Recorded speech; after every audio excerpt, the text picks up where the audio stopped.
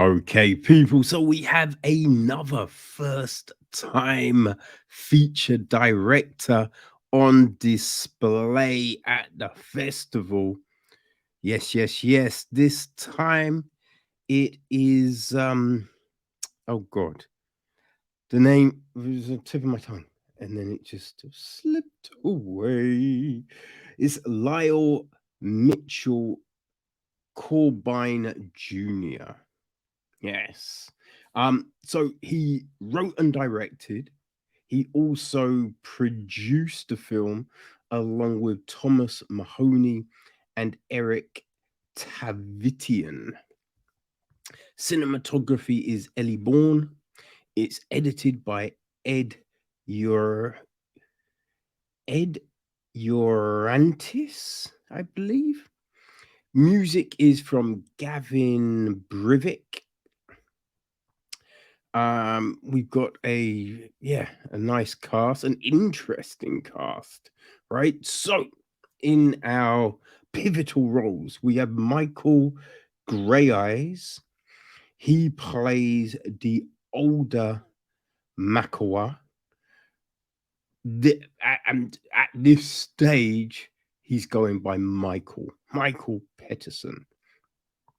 Phoenix Wilson plays the younger Makawa, who we see at the start of the film. We have Chesick Spencer, who plays Tedo, and Julian Goppel plays the younger Tedo. We've got Jesse Eisenberg as Jerry, Michael's work colleague. Kate Bosworth is Greta, Michael's wife. We've got Lisa Gormati is Cami. That is Tedo's sister. Scott Hayes, he plays Father Daniels.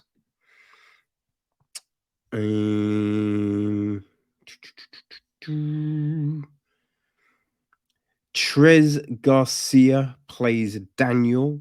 That's Cami's son.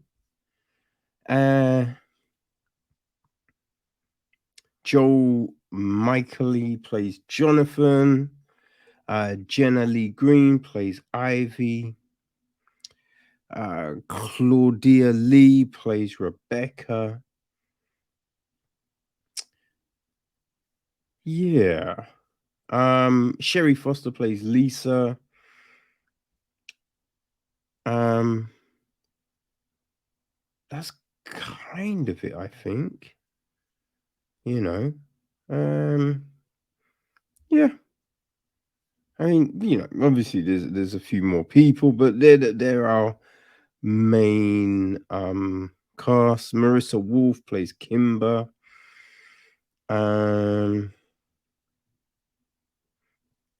Lauren Newsham plays Alish. Yeah. And Eben Asanat plays James, the classmate.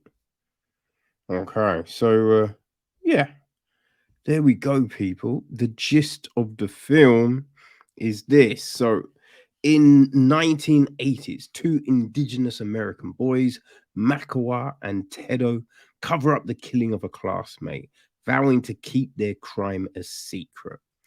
Flash forward to the present day, and Makawa, now Michael, is living a life of privilege and prosperity in California with a beautiful wife and a high flying career. It comes under threat with the arrival of Tedo, who is now a petty criminal, newly released from prison and eager to revisit their shared crime and trauma. Ooh, I mean that's never gonna go well, right? You know what I mean? You know that Michael does not want to be seeing Tedo now. But yeah, shit happens, right? Shit happens. So this, yeah, it's a real interesting piece. And I think the strength the strength of Wild Indian is the fact that you can see the raw emotion on display, you know? Because when we see the childhood of Makua, right? Ain't great. Ain't great at all. Like he's getting bullied at school. It looks like he's getting beaten at home, right? Who knows what else, but definitely beaten by his older brother, right? His parents are just in the wind, essentially. So it's not good. It's not good. His cousin Tedo, he's looking out for him. They're hanging out, they're doing their thing. But I think with all of that stuff happening, you see a resentment in Makawa, right? You can see that he ain't happy with the way life is. You know what I mean? Which, listen, you cannot blame him, right? Can't blame him. But yeah, he's just definitely not happy. So when he's seeing other people who essentially are in the same situation as him, right? But their life seems better, seems like a better situation. Now, the crazy thing is, you never know if it is. You know what I mean? I think, social media has definitely highlighted the fact that although people will tell you one thing, doesn't always mean that the life is that nice. Hey, like, now, did we have social media at the time? No, I don't think we did. I'm gonna say, MTV Cribs was a huge indicator of that as well. Because hey, all them houses we saw, them cats never own those houses. You know what I mean? They never own those houses. I remember I used to do a lot of club work back in the day, and there used to be people that would rent out cars, rent out like flashy Porsches, BMWs, Lamborghinis, all other crazy cars, um, and drive them up and down in front of the clubs. Right now, there were girls that would go talk to these dudes in these cars, but these dudes didn't own those cars. You know what I mean? They didn't leave those. It's not like they were parking up to go to the club. No, they just were renting to drive up front and look stush. And this is the thing. Sometimes there's a front, but when you don't have anything, you see it and you can eat. Well, there's a lot of different ways you go, right? It can push you to, you know what I mean? Strive for greatness doesn't mean you're going to get greatness, but it can be that fuel. It can weigh down on you. You know what I mean? Make you just feel even worse than you do. Right? It can,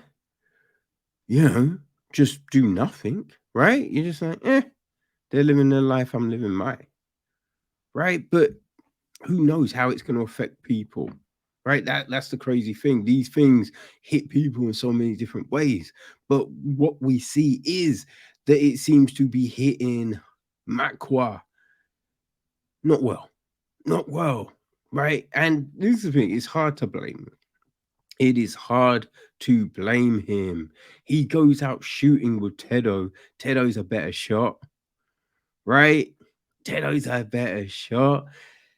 And you just see like Mac was just think, there's nothing I can do right. Nothing I can do right. So yeah, shit goes down. Shit goes down. And it's what happens afterwards, which is a little chilling, right? And we see all of that, and that is that is really brought to life extremely well. extremely well by the young Phoenix Wilson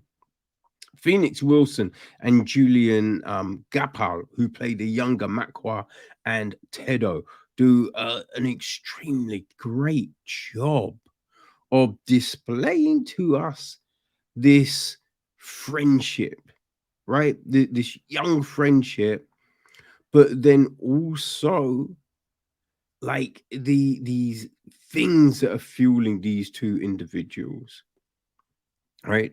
And I think what we see in Makwa right there is this need to survive, because the way he then just boom goes into a next gear after the fact is kind of chilling.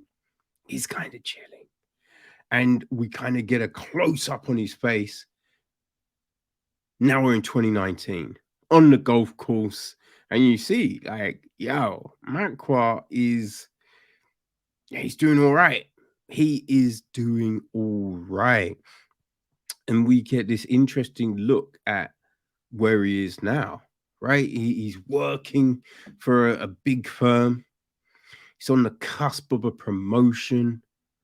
You know, he's got a wife, he's got a kid, but we still see that there's something there, right? There's something eating him.